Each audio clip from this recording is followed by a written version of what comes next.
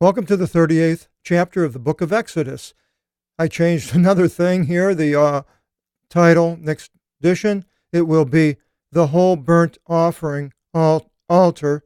Now, that should be capital O and A. But anyway, so it says the horned altar could also be the incense altar. They both had horns on the corners. Now, I'm probably talking with a funny accent to some people because St. Louis, the OR became an AR, so that's why I say horned. And horned, I have a hard time changing it to the way it's supposed to be, I suppose. The horned altar and the incense altar. And he made an altar for a whole burnt offering, holokaustomatos, a holocaust. Kind of comes from that word there. He made it from out of incorruptible wood of 5 cubits was the length, 7.5 feet long, 5 cubits the breadth, and the altar was 4-cornered, so it was it was a square, and it was 3 cubits. Its height was 3 cubits, 4.5 feet high. Now, the millimeters, I looked it up. I didn't change each one of these, but a cubit is 444 millimeters. So you'd have to multiply. I don't know how you do it in the metric. 444 times 5, but that would give you a large number unless it goes into from millimeter to is a centimeter is the next one. I'm not sure. I didn't grow up with the metric system, and you have to excuse my ignorance or not excuse it. And he made the horns upon the 4 corners of it. He made the horns. That's the other OR. That's horn. Upon the 4 corners of it. And the corners of it were the horns, and he covered them in brass. So you have these horns, and they're probably fairly big, I would think, and I don't know which way they went. They're always bent because they're on an animal. And then he covered them in some type of a brass plating. Let me see if I can find a picture here. Instead, I found the sanctuary. It has a picture there of that altar. You get a pretty good idea on what it somewhat looked like. There's other pictures, of course, on the internet. Everybody's got an idea what it looked like. And he made a rim to the altar, a Stephani. Again, you can add that to English Derivatives book. Stephan, it has to do with a crown, or not a crown is chronos. It has to do like a laurel wreath, or here it would be a rim to the altar, and its lid, and its bowls, and its meat hooks, and its censer, and all its utensils he made of brass. Now, the lid, I'm not exactly sure what that is. I don't know if I think it's the only place it mentions a lid for that altar. And he made for it a latticed brass great work, a work of great work, I guess would be better, a grating, which has cast iron probably, and this was brass. He cast it in sand or in some mold, and it was about 4 feet by 4 feet or so, and that's what they put the animal on top and the coals underneath, like a barbecue. And he made for the grate 4 rings of brass upon the 4 sides. So I imagine these rings were cast also of brass at the same time. They're on the 4 sides, and he placed them under the grate of the altar from below, and the grate was unto half of the altar. So I'm guessing it's only halfway. So they put the animal on the part with the grate, and the other half they could shovel in whatever they used for burning. Well, I suppose it was wood, and mix it around and push it around. And he made the bearing poles to the altar from out of, again, incorruptible wood as all the other bearing poles. And he brass plated them in brass. So this whole altar is all brass. Doesn't mention any gold here. And even the plating of the brass over the wood poles. And he inserted the bearing poles at the sides of the altar in the lifting it. And he made it hollow planked. So somehow it was 4 foot square, but it was hollow because the coals would be in the bottom and the grating on the top.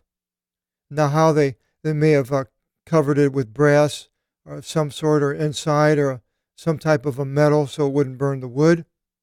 And he made the brass bathing tub, so that was also cast, and the brass base of it from out of the mirrors of the women that fasted, who fasted by the doors of the tent of the testimony. So they took the mirrors weren't glass mirrors that we have today, but they had shiny brass.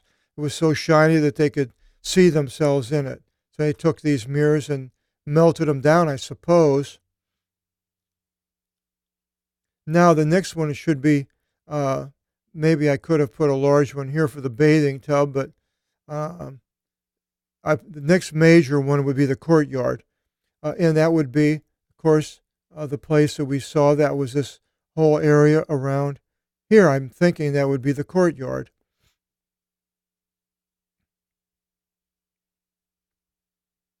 And he made the courtyard.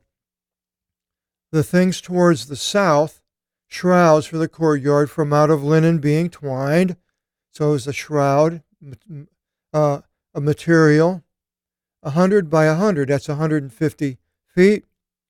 Again, 444 millimeters to a cubit, so 4,400. Is that right? Times 10.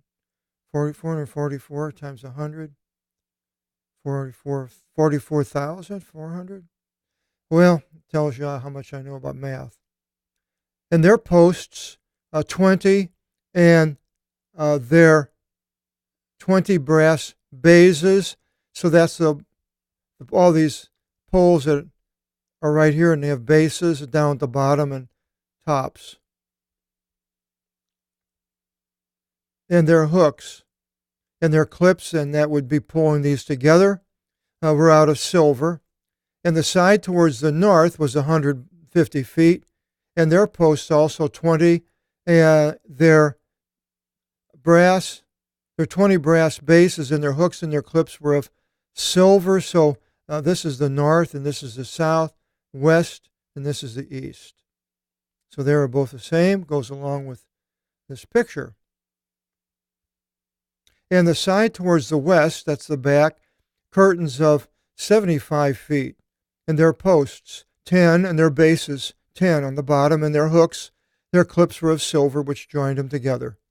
And the side towards the east, again 75 feet, the shrouds of 15 to 22.5 feet, according to the back. So we have a 22.5, and on both sides would make it 45, and 30 in the middle. So let's see if it comes out. According to the back and their posts, 3, and their bases 3. And upon the back of the second on this side and that side, according to the gate of the courtyard, curtains of 15 cubits, and their posts 3, and their bases 3. All the curtains for the tent were from out of linen being twined. Now, one other place it shows that actually it would be incorrect, because this part right here was actually out further, and it was up 30 feet in the air, twice as high. That we had that earlier. We went through that. So it would be out here, and they probably led the animals through there, that passageway. That's how I see it. Now, the sides, it said, I forgot, in verse 7, are equal. So they would be, all four would be sides, because one's not longer than the other. So I made it where the ark was longer, so the sides would have been where the two cherubim were overhanging on the long side, but I'm not sure. That's just what I came up with from that. And the bases of their posts were of brass, and their loops were of silver, and their tips being silver-plated in silver, and the posts being silver-plated in silver, all the posts of the courtyard. And so the tips, That's the top.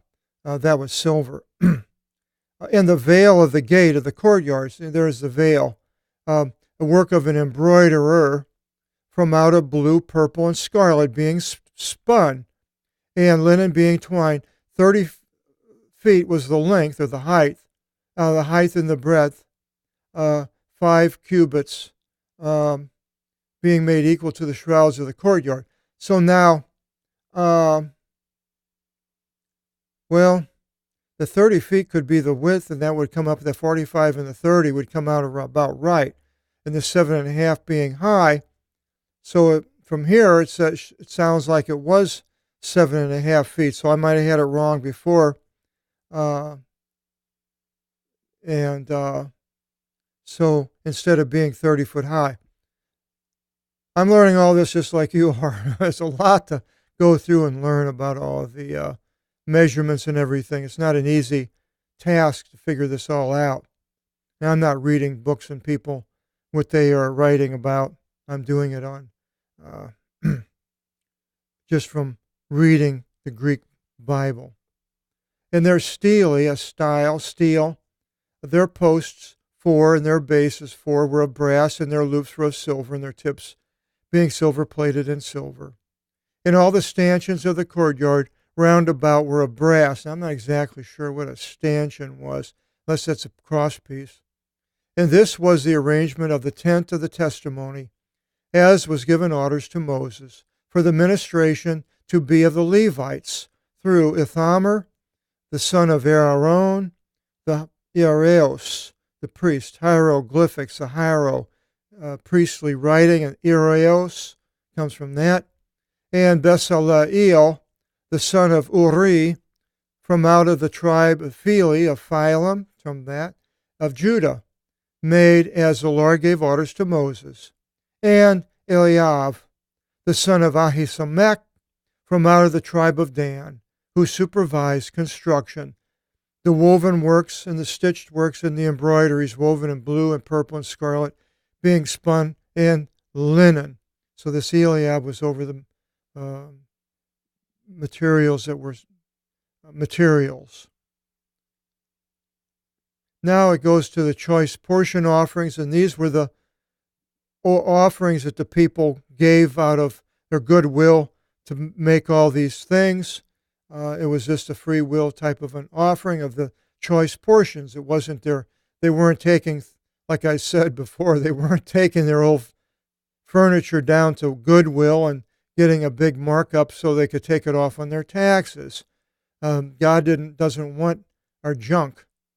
He wants the best. And so they brought all the gold, which was manufactured for the works, according to all the work of the agion, of the holies. And here it's a substantive, even though it's an adjective, it stands on its own, the holies. Didn't say holy places, which it means. And the whole work was of the gold of the first fruit, 29 talents, talenta, it's a transliteration, and 730 shekels according to the holy shekel. Again, here it's an adjective, a holy shekel. Even though it has tone, the shekel, the holy, well, with the tone, really, it is a substantive by itself. But it is modifying the shekel, so which would make it, to me, an adjective. An adjective, yeah. And of the silver, and the choice portion offering from the men being numbered of the congregation, 120 talents, 100 ekaton. We have a hectare. That's an area, 100 something, of an area of land, and 1,775 shekels, 1 drachma per head, the half shekel. That would have been the holy shekel. Here it is, according to the holy shekel. Again, holy shekel, adjective. If it didn't have, according to the tone agion, according to the holy, then it would be a substantive. So everyone that was, I think it says right here, yeah, for everyone passing into the numbering from a son 20 years and up, for the 60, 10,000s, and 3,000 and 550. So everybody 20 and over gave that shekel, half shekel. And came to pass the 100 talents of silver for the molten casting of the tips of the tent, and for the tips of the veil, 100 tips for the 100 talents, a talent to the tip. And the 1,775 shekels he made for the loops, for the posts. And he gilded their tips and adorned them.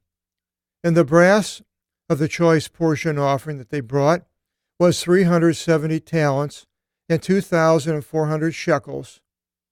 And they made from out of it the bases of the door of the tent of the testimony, and the altar of brass with its grate, and all the utensils of the altar, the rings and so forth, and the bases of the courtyard round about, and the bases of the gate of the courtyard, and the stanchions of the tent, and the stanchions of the courtyard round about. Now, stanchions, I'm not sure. They may have been something that they pounded in the ground to hold this whole thing up, because it wouldn't hold up just, I don't think, by the base. But that is the courtyard. Next video seminar, we're going to go into the apparel that they are to make for the high priest and the priests and the Levites. Chapter 39. Hope you'll continue with us in these instructions on the priestly garments. Until then, God bless.